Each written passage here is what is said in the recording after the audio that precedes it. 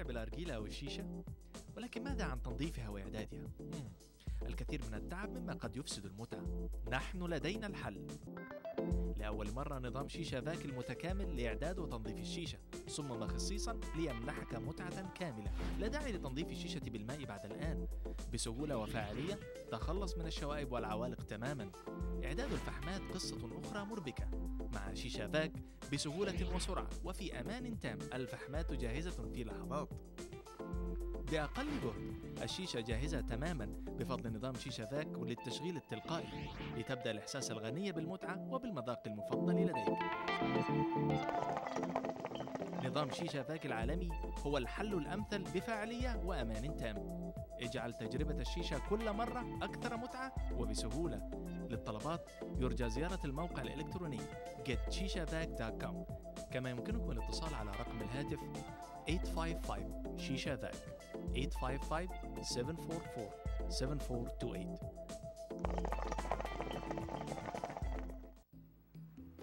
من منا لا يبحث جاهدا حتى ينعم أحباؤنا الذين هم بحاجة إلى الرعاية الصحية بأماكن آمنة توفر لهم العلاج والرعاية والحنان. جرينفيلد ريهاب أند نيرسينج سنتر أفضل مكان للرعاية الصحية والخدمات الطبية. خدمات طبية تحت إشراف كادر من أطباء الجالية يقدمون الرعاية الصحية. كما يقدم مركز جرينفيلد للتمريض والعلاج الطبيعي خدمات العلاج الطبيعي يوميا وتحت إشراف كادر متخصص. جميع من سيختار الجرينفيلد ريهاب أند نيرسينج سنتر سينعمون بنشاطات يومية من ضمنها دينية وروحية. يتضمن المركز غرف مريحة للنوم وغرف للجلوس وتناول الطعام. كما بإمكانهم اختيار وجبات الطعام التي تتضمن أكلات عربية لتكتمل أجواء الراحة. جرينفيلد ريهاب أند نيرسينج سنتر تقبل معظم أنواع التأمين الصحي. زورهم على 3030 جرينفيلد رود في مدينة رويال أوك أو اتصلوا بهم على الرقم 248-288-6610 أو زوروا موقعهم على الإنترنت www.greenfieldrehab.com.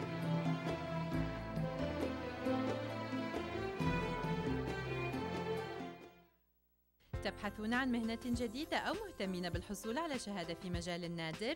ألفا نيوروساينس انستيتيوت يقدم تعليم فريد من نوعه في مجال نيوروساينس دايغنوستكس وذلك بفترة 11 شهر فقط.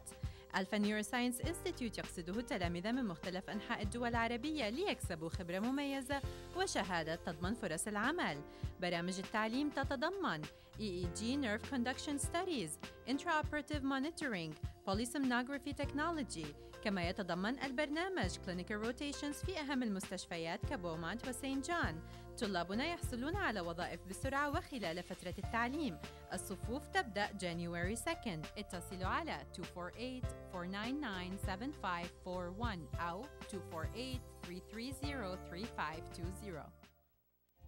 أخبار سارة من ديش نتورك. آن الأوان لإعلام أفراد عائلتكم وأصدقائكم إنه بإمكانهم التمتع بمشاهدة باقات القنوات العربية حتى لو كانوا ساكنين في بنايات ما بتتوفر فيها خدمات الساتلايت أو لوجود عائق آخر لاستقبال الإرسال من الساتلايت. بنقدم لكم آخر وأجدد خدمات IPTV من خلال خدمة برودباند. للمزيد من المعلومات أو للحصول على جهاز IPTV مجاناً اتصلوا فينا على 1-855-272-2988.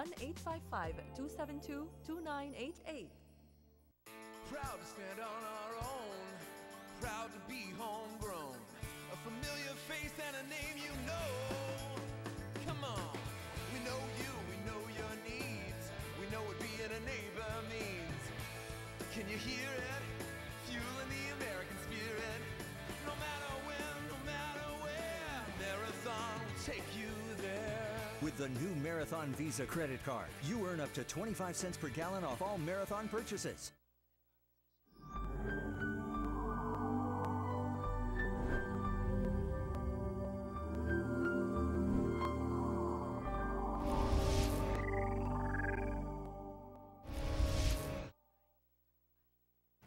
Now, to create a flash mob, did you guys all sit together, brainstorm, came up with it? Because obviously what you guys put together was really intriguing. People would walk by, they would notice it's a flash mob. You know, a lot of them would think, oh, it's a flash mob, people are dancing, but you guys had a little bit of a theatrical scenario. And how was that perceived by people walking by? Were you guys comfortable? Did you guys feel like, oh my God, are they gonna judge us? Or because some people can walk by and be like, what are they doing? What is that? They don't care. But how was the outcome for that? Well, the idea, it wasn't something new. We actually, flash mobs have been happening all over the world. Syrians all over the world, London, Chicago, Canada, they've been doing these flash mobs mainly to raise awareness, to show the tragedies that are occurring in Syria right now. So we had been watching videos online of the flash mobs that had been happening in other countries. That's where we got our ideas. And we sat together, we took some of their ideas and we added a few of our own. Noor, do you want to explain how we organized it? Basically, because of the video, we got together and our first plan was to have everyone, do their own thing and come to the mall, but then we actually took advice from an older woman that helped us plan it. And we had an attorney working with us. Yeah, we had an attorney. We just asked her, for legal advice. Okay. Just so we're not doing anything wrong and then getting in trouble for it. Okay, go ahead and explain a little bit about the legal advice. Yeah. Well, the legal advice, it was more of like, are we allowed to do this? What does the law say about, Because you guys were in a public... We were in a public place. And she advised us on what to do. Right. But it was mostly, the other person we had helping us was older and she's done a lot of events. So she told us, you should probably do a meeting before. So you know what people are doing, you give instructions, so it's not very chaotic at the flash mob at the mall is where we did it. So we did take her advice and we had a meeting. People showed us what acts they're going to do because it was more, like you saw in the video, people froze in different scenes to symbolize the situation in Syria. Other people were holding posters. So in the Facebook event, we told people, if you have an act, obviously you can do it. And if you don't, we will have posters. So we did the posters. It took us a long time. And we tried to put, quotes like Martin Luther King Jr. quotes, quotes of people in Syria, what they're saying, statistics. So we put a lot of different things on posters that people will just freeze and hold. And, people walking the mall can read it and understand. And people did. Even little kids were asking their parents at the mall, like, oh, what's happening? And the parent would be like, oh, this is what's happening in Syria. So even children were learning something at the mall. So it was a good outcome. And out of that, was anybody interested? Did anybody say, I seen your association at the mall, I want to be a part of it?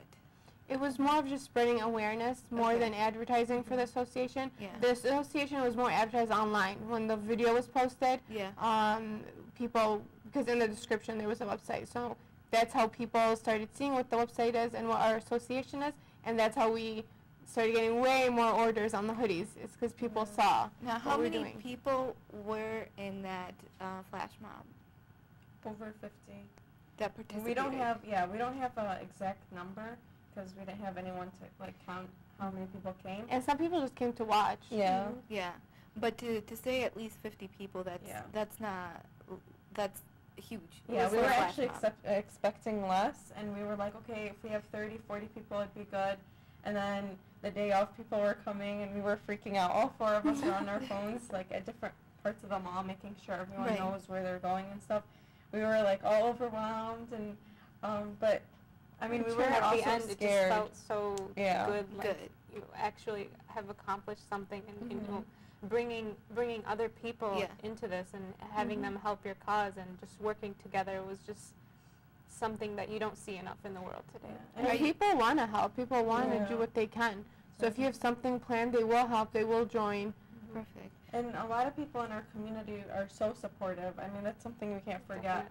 People, we all, the least people can do is, message us and tell us how proud they are, and people want to help, and people ask questions, and we had a lot of people tell people about the flash mob and bring them. I mean, people are very supportive, and, Are you guys in plans to create another flash mob? Do you guys feel the need to kind of create flash mobs, within certain times? Yeah? Yes. Do you guys already have, another part of a scenario in your head that you want to create? Downtown Detroit. Downtown, okay. Yeah.